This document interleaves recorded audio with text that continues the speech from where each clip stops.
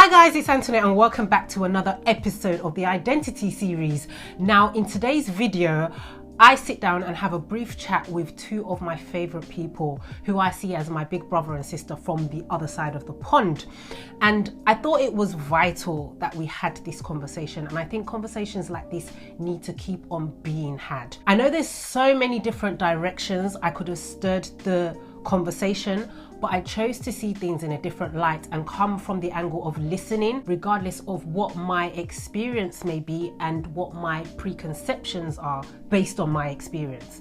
So for example, I honestly think that if I was to have had this interview discussion just a few years ago, I think I would have come more from the perspective of, as a British-born African, a lot of Caribbean people that I had come in contact with, or I had known, there was this sense of Caribbean people thinking that they were better than Africans because, you know, a lot of people didn't want to associate with being African. You know, it had this bad stigma before, and a lot of Caribbean people did join on the bandwagon of like joining with the white kids in school and kind of like pulling down the African kids. And this really baffled me growing up because my parents never, well, not in front of me anyway, spoke derogatory about Caribbean people, regardless of how some of them had treated them. So I didn't see why that behavior, being that we're both black, was necessary. And it got more perplexing as I started to work with Caribbean people, and they would make sly comments like, oh, you Africans think that you're better than us. And I had to take a step back and I was like, nah, but really, houseway, it's always been the other way around. Like, it's always been Caribbean people that have thought that they're better than Africans.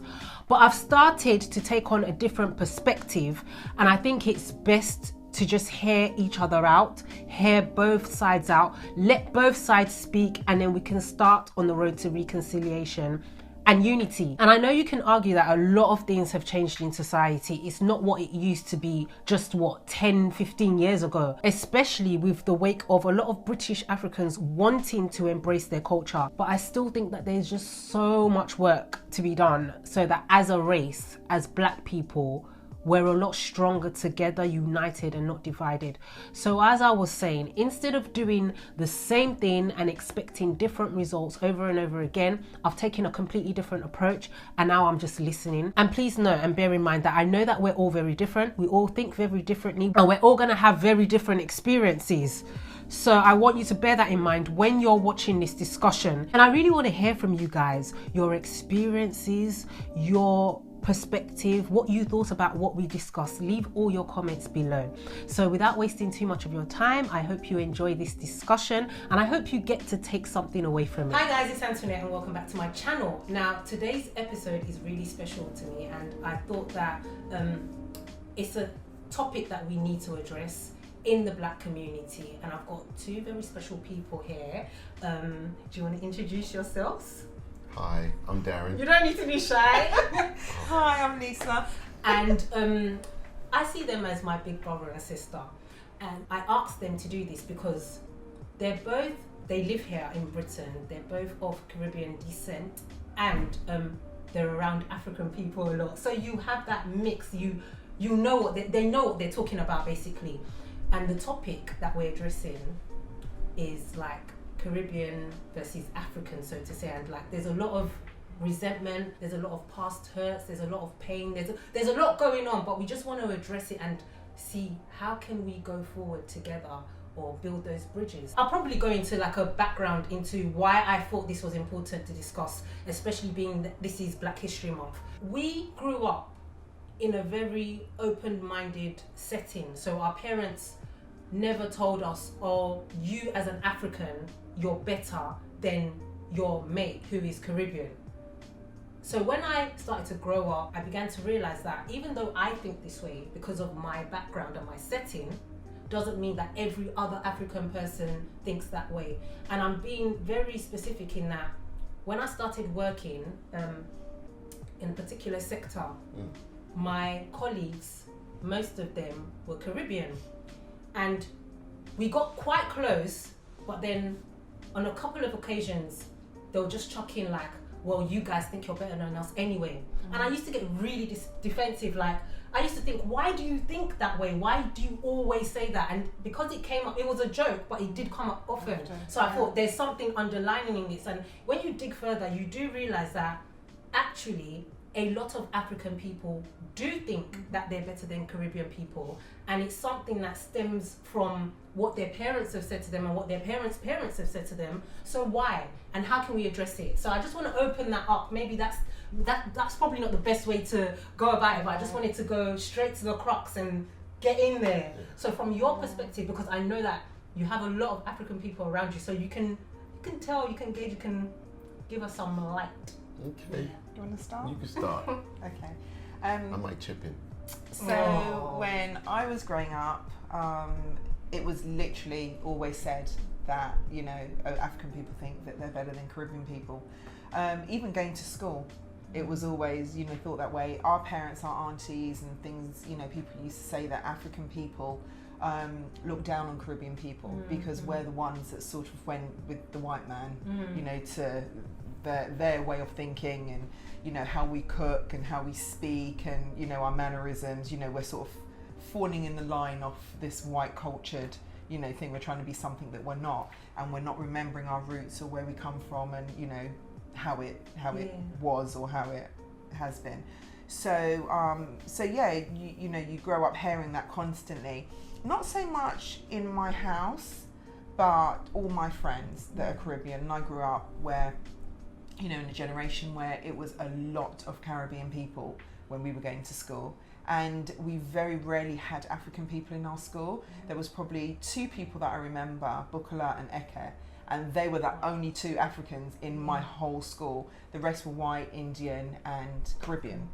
There was a big, you know, massive mix of that. So I think for them, as being the only 2 African children, you know, they got the brunt of it from other people, you know, Caribbean people that think, oh, you're always better, and especially if they played Kings and Queens or, you know, Baby Jesus at the end of the year or something. It was always sort of like, oh, you know, they can't do it because they think they're better than us, that kind of thing.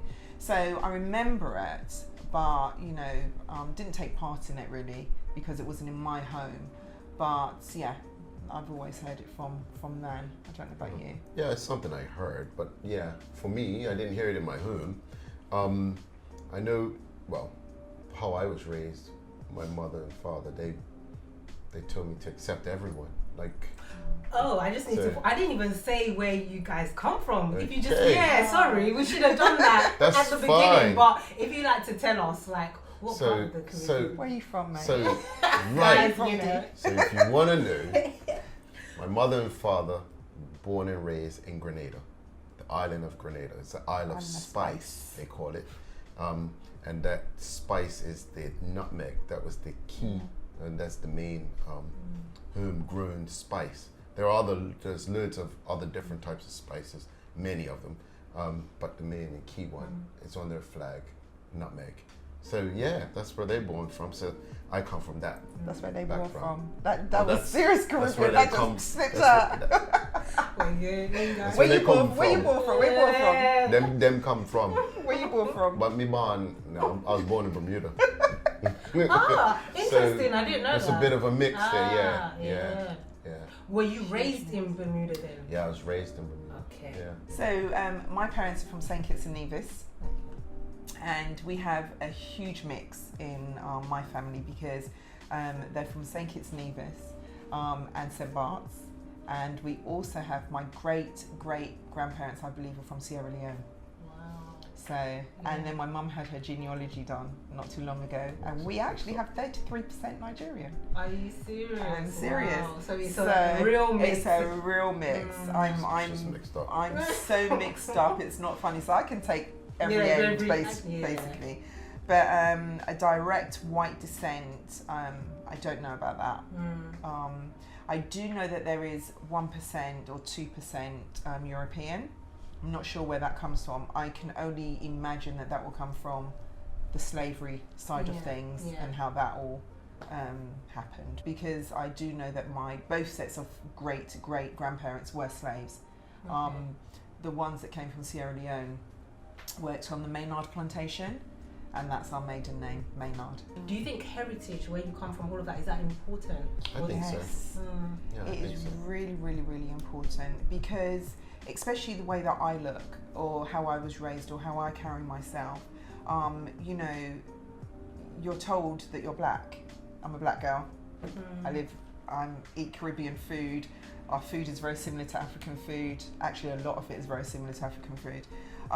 You know, we cook the same. We say auntie, you say auntie. Do you know what I mean? The only thing that we don't do is, you know, The prostrate and all and that kind of bow thing. and- But there's still a level of respect. You'll get beat up in your house if you didn't. Do you know what I mean? Yeah. That kind of thing. So, you know, always push to do better, all that kind of stuff. But, you know, then when I sit next to you or I sit next to Dee, I don't look black. You know. So do you want to shed more light on your experience with that? Because you're Gosh. black, but you're a fairer hue. Yeah. So I think with me, we'll definitely go into racism, because I was told always, you're black, your parents are from here, your auntie's from there, your uncle's from there, your grandparents come from here, this is the name that you have, all the rest of it. But I look white, you know, my hair's white. Even when I wash my hair, it's really curly. You know, I don't have that black typical girl look. And as I got older, growing up, it was never a problem. But as I got older and, you know, going to school and everything, I always got bullied about how I looked, because I wasn't black enough. Interesting, because I wouldn't have thought that. Yeah, Like, I got bullied a lot. Yeah. You're not black enough for the black people, and I'm not white enough for the white people. So you're sort of in the middle, trying to figure out which way. Where do you belong? Do you know what I mean? Where you belong. Again, I grew up listening to soca reggae in my household. You know, it was weird. But in saying that, my grandmother, my mother's mother, they look very white because they're mulattoes, so they look very mixed white, you know, black people. And, you know, she was always the one that would say, you know, don't bring late to school children in the house. And I was thinking, what's late to school children? What does that mean? What does that mean? So she kept saying it, oh, you don't want late to school children, you don't want late to school, in her, you know, language and what have you. So I was like, okay. So one day I asked, Granny, what is late to school children? And she says, children that come with nappy hair. You don't want to be combing their hair, you know? Yeah. So I was thinking, what? And I have never ever heard of that before. So, you know, going into it and divulging, then people will say, oh, your hair ain't black and you ain't got hair like, you don't have to worry and this, that and the other. And it just continued from there. So every day it was constantly something different about my hair, the way I looked. And it kind of, you know, in the beginning made me feel that I wasn't good enough for anybody, you know, both sides. So I have to be good enough for myself. And that's what I grew up, you know, fighting against. So where do you think that was that pinnacle time when you thought like, okay, this is where I found my identity, regardless of what everyone else is saying, kind of like, I've stuck to that. Is there any distinct moment for you? I don't think there is. Okay. I think that in some ways I still struggle with identity in the sense of I know who I am and, you know, I'm a Christian, you know, so I know who I am in Christ. And I think that is a lot easier to understand than it is my race, because even when I do sit among people that know that I am black, and, you know, even we're around Africans all the time, Nigerians especially, I know who I am around who I am in Christ, but still being around them, I still feel that sense of, oh, you don't understand, Lisa, you know, oh, this is such and such, you don't understand, you know, rice and peas, you don't understand, you know, yam. Well, what do you think we can do to kind of like bring about that bridge? Or do you think it can't, there's nothing that we can do? Like, I think it's simple. I think it's simple. I think one of the things is acceptance, number one. Definitely. So yeah, but who needs to do the accepting? I think both parts, but I think more... The weight is on which side? I would say the weight is more on the African side, based on my experience, like, or in interaction. But I think both could still listen and understand. So like if, for example, I find that if an African person might say, you might be in a meeting or something, and an African person says something, you got the information, you understand what's being said, but then they still want to further break it down, Break it even down though to- you've already said, I I understand. understand. And then they want to go further, and they want to make it look as if You don't understand. you don't fully. understand, which then becomes, it can then turn into maybe a little bit of a conflict or friction, because then the other party's trying to now move further or move on from the whole point of what you're trying to. But do you think they realize what they're doing? Could it just be subconscious? Because I think a bit of both, maybe. Okay. It could be. I don't know what goes on in the mind, but it could be felt that way. That they know that they're doing it, and then there are times they could probably not realize that they are doing it. But it goes on and on. I think you know who's genuine. Yeah, but you know who is genuine. Yeah. Because there is a lot of people that are genuine and they really want you to know. And I think with D and I, we sort of embrace everybody's culture everywhere. Even when we go on holidays, we embrace everything because we want to learn more about it.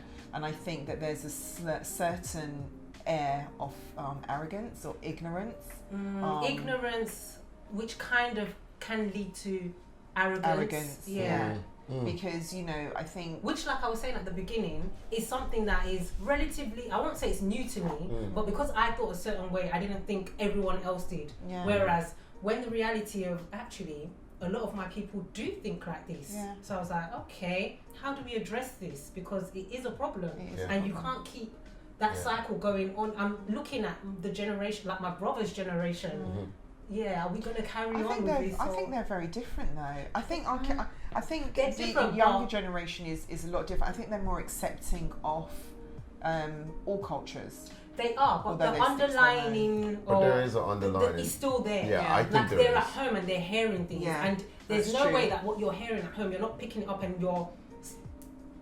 How can I put it? Like it's still, so it's there. They don't practice it as much as or it's not as in their face, but it's still in your head. So it might not be as bad as it was for your parents' generation and probably your generation.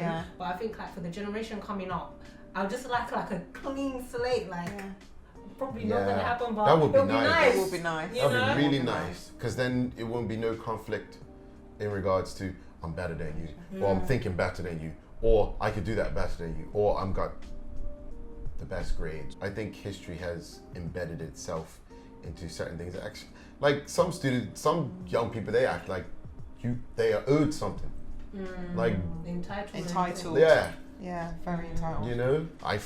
Because I'm like this, or I was treated this way, but you weren't treated this way. It was in the past. Your foreparents forefathers, I should say, were treated that way. It may not have been you directly, so why would you then be talking this way or feeling that way? Okay, I can understand that. You know what? There are still some type of, how would I say, separation or segregation or racism or prejudice. But at the end of the day, who's going to make that stop? Who's going to stop? That's where I'm getting to. A lot of the narratives that we've been taught in school has been one-sided, I feel. Because when I've done my own independent investigation, I've realized that a lot of what we've been taught has been taught from one perspective, and I don't feel that it's helping bridge that gap, because if a lot of people took the time out to find out the truths, a lot of the truths of what did actually happen. There's this guy, I can't remember his name, guys, I'll probably put his name on the screen. He does a lot of research into the slave trade and all of that, and if you dig deep, you then get the perspective of why are we actually fighting, why have we got so much resentment if we actually knew the actual truth and not what we've been told by a certain a lot of what we're doing and a lot of what we're seeing would be so unnecessary. I think that's why they didn't want us to be educated, because remember we weren't allowed to go to school, weren't allowed to study, couldn't read. It was you'd be have 50 lashes if you read a book. And I think, to be honest with you, I truly believe that white people are actually inferior of black people because of our looks, our stature, and it was always this, they needed our strength in order to go in the cotton field and pick whatever they needed to pick and build things and all that kind of stuff. But they needed to beat us down because, it was like the way we were built to the way they're built is very, very different, and you can see that, you know. But I truly believe that if every single black person and every single country came together where there is the majority black and Caribbean people, we will be very, very, very powerful as a nation. Unity. Very powerful. And that's the united. problem. We're not united. We're not united. And it just feels like it year after irritates year, me. something else comes up that kind of like... Because you've got, like, you know, white people will come into your country and just dictate. This is 2 white men coming to your country, dictating your whole country, and yet you've got thousands and thousands of black people. It's like, what is going on? You know what I mean? Like things with our hair products or things with our food. Indian people are selling black hair products and food. Like, why are we not out there doing our own thing, you know? There needs to be a solution to this. Seriously. And then I hear from some people, well, the reason why I wouldn't get it from the African shop and I get it from the Indian shop is because he's cheaper, and the African or the black people are trying to... But when are we going to break out of that? How are we going to support each other? Even support might have to come at a cost. I think it's simply going to have to go down to kindness. I mean, and it's simply, oh, good afternoon, hi, how are you?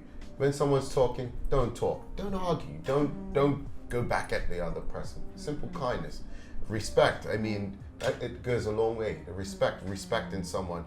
If you're not respecting someone, that means you're not respecting yourself as well. And I think those 2 things is key. I think that's the start. I mean, there's so much. There's a lot that has to be. It's a complex issue. It's a very complex. But I think that's one of the.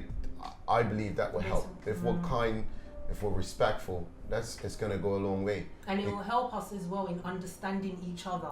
Trying to. Because when you respect, because okay, for example, if you go to Dubai now, you're gonna go. Are you gonna go there and disrespect whatever they're expecting you to do within their country and their culture? No, you're gonna respect. If not, there's gonna be consequences. So why can't we have that respect if we're face to face or if we're moving shoulder to shoulder? Simple, same thing. And I think acceptance as well for, you know, who we are, which I strongly believe in what you're saying, Dee, about the respect, because, you know, if we listen to each other more and if we take time to build each other up more and not tear each other down, you know, I really do think that we would be a successful race, you know. But it's important as well that we, you know, in the midst of us doing that and building ourselves up as black people on the whole, whether you're African, Caribbean, wherever you're from, America, I just think that if we build each other up on a whole, because look at Atlanta, you've got majority billionaires in Atlanta are black, you know, so somebody's building somebody up there. I know it will take a while, it will take a long time to do, but I just think that, you know, we're talking about it, and I think the more we talk about it, it's a start, and people will then realise, you know, it probably won't happen from our grandparents or our parents and things like that, but it will definitely start with our young people, you know, and we are going to be mixed up soon. Nobody's going to be pure anything soon. We're going to be so mixed up with so many other different things. Even me, coming from an African perspective, we recently found out how mixed up we are. And where the number of countries we come from. So I think when people begin to realise that, your mind kind of like it expands a bit, like no. You've been in a bubble for too long, and having these kind of discussions, I feel, is so vital in the step forward. Absolutely. So, and really, really important. But even when it comes to marriages and children and things like that, I remember at one point my sister, when she was going out with, you know, my brother-in-law or a guy at the time, you know, my gran was like, just didn't want him in the house because he was black Jamaican. And Jamaican and Caribbeans, that's another issue. That's a whole another topic. Because you can't tell the Caribbean people anything about Jamaica, because Caribbean people now, the small islands, think that they're a lot better than Jamaicans, and you're just like, what is this? It's just crazy how people, you know, how they think. Our mindsets. That mindset is it's crazy. All made up stuff. And he's Jamaican, so can you imagine? You know, and she was like, no, she doesn't want him in the house, and and I was like, oh my gosh. But I think with my dad, he would have preferred me to marry someone from the Caribbean anyway. Whereas my mum, you know, my You grandparents. think it's that underlying? Yeah, I have to think They're about it still as a well. little- I know my dad wouldn't have said no, but then I think, what would he have thought if, for instance, I brought home a Caribbean person? I can see that conversation now. I know. I have to think about it because but it's true. Yeah. It's true. Exactly. Yeah. You know, it's not the fact that you're in love and you're, you know, there's culture clashes and they're not going to know about this and they're not going to know about that, and you're like, well, we're in that now. Do you know what I mean? Like we're being told that now. So what's the difference? You know? Valid point. Yeah. Crazy. Okay. Crazy. Well, I'm going to leave it there, guys, because I don't want the interview to be too long. But like you can see, this is really in depth, and it's going to take more than just having just one chat. But it's a starting point, and if everyone decides to do stuff like this and open up and kind of like, I want to know, I'm listening to you. Dialogue. I think it's a good step in the right direction, and I just want to thank you guys for taking the time out to even have this conversation with me. So yes, guys, just remember. Oh, have you got any last minute words? No, that's it. I think this was He can't wait to get up. He's like, you're making me go on interview. Guys, just appreciate them in the comments below. They've been amazing. And remember that it's one step at a time to becoming confident. Bye for now. Bye.